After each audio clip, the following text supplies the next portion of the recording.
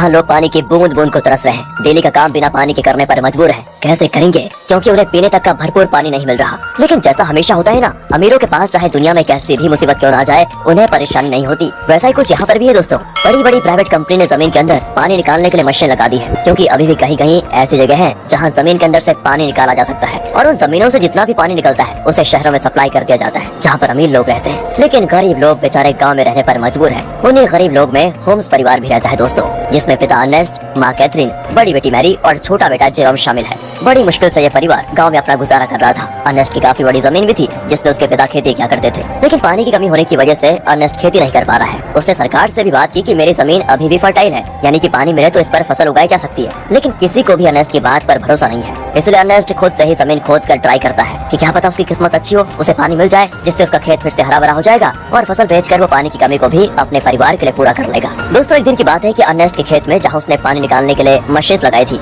वहाँ पर 2 चोर आ जाते हैं जो उस मशीन को चुराने आए थे। अर्नेस्ट तुरंत ही गन लेकर वहाँ पहुँचता है, और चोरों को जैसे ही पता चलता है कि अर्नेस्ट यहाँ पर आ चुका है, वो लोग बहाना करने लगते हैं कि हम तो बहुत दूर से आए हैं, थोड़ा पानी मिल जाता तो आपकी मेहरबानी होती। पर दोस्तों, तभी वो चोर मौका देखकर अपने पास रखी गन निकाल लेते हैं ताकि अर्नेस्ट को शूट कर पाए। लेकिन अर्नेस्ट का पारा तो ऐसे चोरों से डेली पड़ता था, इसलिए वो तुरंत ही उनके शॉट करने से पहले ही गन चलाकर उन्हें वहीं पर ढेर कर देता है। देखा दोस्तों, ऐसा हाल हो गया है पानी के लिए कि एक दूसरे की जान लेने पे तुले हुए हैं लोग। अर्नेस्ट अपनी मशीन को चेक करने आता है, लेकिन बेचारे को पता चलता है कि यहाँ से जो थोड़ा बहुत पानी निकलता था वो भी खत्म हो चुका है। इसका मतलब कि अब उसे दूसरी जगह फिर से गड्ढा खोदकर मशीन लगानी होगी ताकि वहाँ से पानी निकाला जा सके। अर्नेस्ट अब जेरोम के साथ वाटरमैन के पास जाता है। दोस्तों, वाटरमैन ऐसे लोगों का ग्रुप है जो प्राइवेट कंपनी के लिए काम करते हैं, बड़ी बड़ी मशीनों को लगाना ताकि अंदर से पानी निकाला जा सके, और ये पानी शहर में सप्लाई किया जाता है। वैसे अर्नेस्ट लोगों को शराब या खाने पीने की चीजें डिलीवर करने का काम करता है। वो शहर से सारी चीजें अपने गधे पर लाद कर लेकर आता है और इन वाटरमैन को दे देता है। उन्हीं वाटरमैन में मैक्स नाम का एक आदमी भी शामिल है, जिससे अर्नेस्ट की थोड़ी अच्छी पहचान होती है। अर्नेस्ट मैक्स से कहता है कि देखो भाई, तुमने यहाँ बड़ी मशीन लगाने का काम शुरू कर दिया है। यहाँ से थोड़ी दूर मेरा खेत है जहाँ पानी आता था वैसे,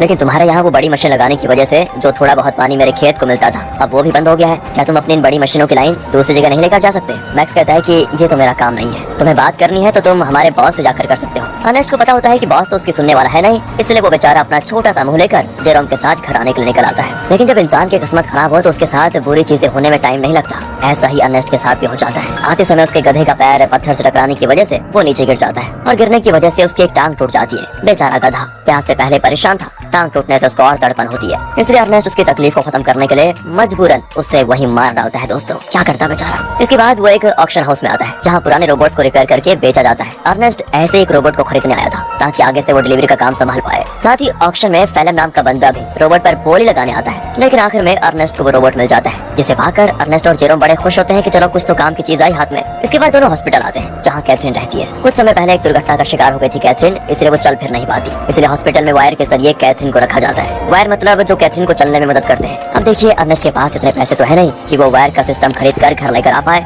इसलिए वो और उसके परिवार के लोग हॉस्पिटल में ही कैथरीन से मिलने आया जाया करते हैं। अब हॉस्पिटल के बाहर अर्नेस्ट की मुलाकात रॉबी नाम के बंदे से होती है, जो अर्नेस्ट का बढ़िया दोस्त है, काफी ज्यादा करीबी है। उसके पास तो रहने के लिए घर तक भी नहीं है, साथ ही वो दिमाग से भी थोड़ा कमजोर है, इसलिए अर्नेस्ट उसके पास जो थोड़ा बहुत पानी होता है वो रॉबी और उसके परिवार को दे देता है, क्योंकि भले अर्नेस्ट के पास भी पानी की कमी है, लेकिन बंदे का दिल बहुत बढ़िया है यार। अब वहाँ से अर्नेस्ट जैसे घर आता है ना, उसके पास फेलम पहुँच जाता है, जो उससे कहता है कि मुझे तुम्हारा रोबोट चाहिए, कुछ जरूरी काम है। अर्नेस्ट को पता था कि फेलम एक नंबर का बदमाश आदमी है, वो रोबोट वापस करने में नाटक करेगा, इसलिए दोस्तों अर्नेस्ट रोबोट देने से साफ मना कर देता है। साथ ही दोस्तों, मैं आपको बता दूं कि फेलम और अर्नेस्ट की बेटी मैरी का एक दूसरे के साथ चक्कर चल रहा है। अर्नेस्ट ने कई बार मैरी को समझाया कि वो फेलम से दूर रहे, वो अच्छा इंसान नहीं है, लेकिन मैरी है कि सुनने को तैयार नहीं होती। फेलम की वजह से वो तो अपने पिता से भी नफरत करने लगी है। बताओ दोस्तों, माँ बाप कभी गलत होते हैं क्या? जो बच्चे माँ बाप की बात नहीं मानते उनके साथ तो बुरा होता ही है, कहीं मैरी के साथ भी कुछ बुरा ना हो जाए। खैर, आगे देखते हैं। अगले सीन में अर्नेस्ट एक और जगह गड्ढा खोद रहा होता है, इस उम्मीद में कि शायद वहाँ से कुछ पानी निकल जाए, लेकिन बड़ी मशीनों के पाइपलाइन के कारण आसपास का पूरा इलाका सूखा पड़ चुका था, इसलिए अर्नेस्ट को यहाँ भी निराशा का सामना करना पड़ता है। साथ ही गड्ढा खोदने के दौरान अर्नेस्ट जेरोम से बात कर रहा होता है। वो कहता है, जब मैं शहर गया था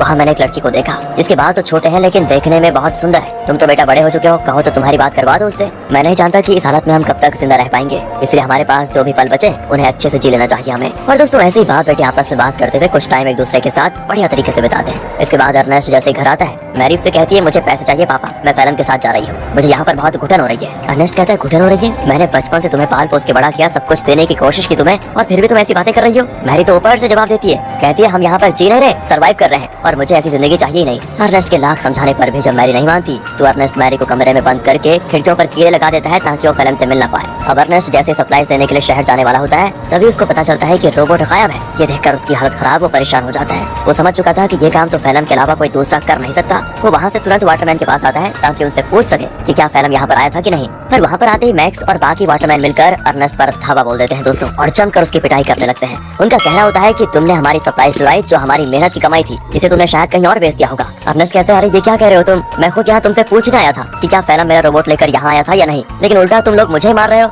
दोस्तों अर्नेस्ट यहाँ पर समझ चुका था कि जरूर फैलम ने शहर से मेरे बदले सप्लाईज ले ली और उसे वाटरमैन को देने के बजाय चुरा कर कहीं और लेकर चला गया। इसलिए दोस्तों अर्नेस्ट जैसे तैसे वाटरमैन से पीछे छुड़ाकर फैलम को ढूंढने के लिए निकल जाता है, जो उसे मिल भी जाता है। साथ ही अर्नेस्ट का शक भी सही था, उसने ही सप्लाईज चुराई थी दोस्तों, जिससे वो बड़े आराम से खा पी रहा था। इसलिए अर्नेस्ट गन पॉइंट पर लेकर फैलम को डरा देता है और उसे वाटरमैन के पास ले जाने लगता है, ये बताने के लिए कि सप्लाईज मैंने नहीं फैलम ने चुराई थी। आगे बढ़ते हुए दोनों काफी ज्यादा थक चुके थे। अर्नेस्ट सबसे ज्यादा थक चुका था और साथ ही साथ उसका पानी भी खत्म हो चुका था। इसीलिए दोस्तों फैलम अर्नेस्ट को बहकाने की कोशिश करता है कि मैंने सप्लाईज की थोड़ी शराब पी ली थी और थोड़ी बची है, मेरी मानो तो बची हुई शराब हम दोनों आधा आधा बांट कर पी लेते हैं। ज्यादा से ज्यादा वाटरमैन क्या करेंगे, मुझे मारेंगे ही ना, लेकिन अगर हमने पिया नहीं तो हम प्यास से जरूर मर जाएंगे। इस पर अर्नेस्ट मान जाता है, लेकिन जैसे ही वो फैलम को रस्सियों से आजाद करता है फैलम उस पर ही हमला कर देता है। बेचारा अर्नेस्ट पहले से ही थका हुआ था और मार खाने की वजह से उसका काफी ज्यादा खून बहने लगता है। इसके बाद तो फैलम जबरदस्ती बाकी सारी शराब अर्नेस्ट के मुंह में डाल देता है ताकि जब वाटरमैन उसे देखे तो उन्हें यकीन हो जाए कि अर्नेस्ट ने ही सप्लाई चुराई थी और उसी ने उनकी शराब पी ली। इतना ही नहीं दोस्तों, फैलम अर्नेस्ट को मार मार कर रोबोट के साथ ही रस्सी से उसको बांध देता है ताकि दुनिया को लगे कि रोबोट ने आउट ऑफ कंट्रोल होकर अर्नेस्ट पर हमला कर दिया, जिससे उसकी जान चली गई। और होता भी ऐसा ही है, बेचारा अर्नेस्ट मारा जाता है दोस्तों, और सभी लोगों को लग रहा था कि रोबोट ने अर्नेस्ट की जान ली।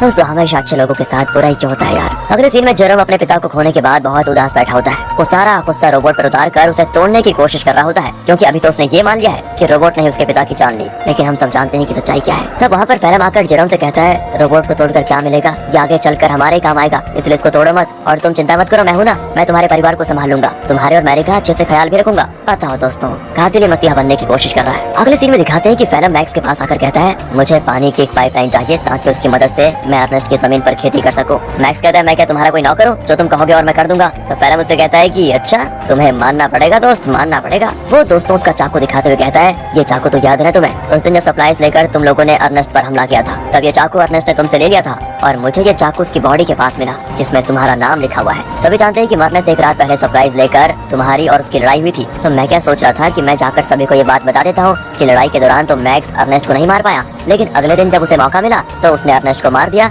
और आरोप डाल दिया रोबोट पर। यह सुनकर मैक्स घबरा जाता है और फैलम की बात मानते हुए कंपनी से छुपाकर एक सीक्रेट पाइपलाइन अर्नेस्ट के खेत में चालू करवा देता है, जिससे दोस्तों खेत को पानी मिलना शुरू हो जाता है। सभी बड़े खुश होते हैं कि यहाँ पर फिर से खेती हो सकेगी। फैलम दोस्तों डेली हल जोतता है ताकि फसल उगा पाए। देखते देखते उसकी मेहनत रंग ला जाती है और खेती में चारों तरफ फसल उगने लग जाती है, जिसे देखकर जेरोम और बाकी सभी बड़े खुश होते हैं।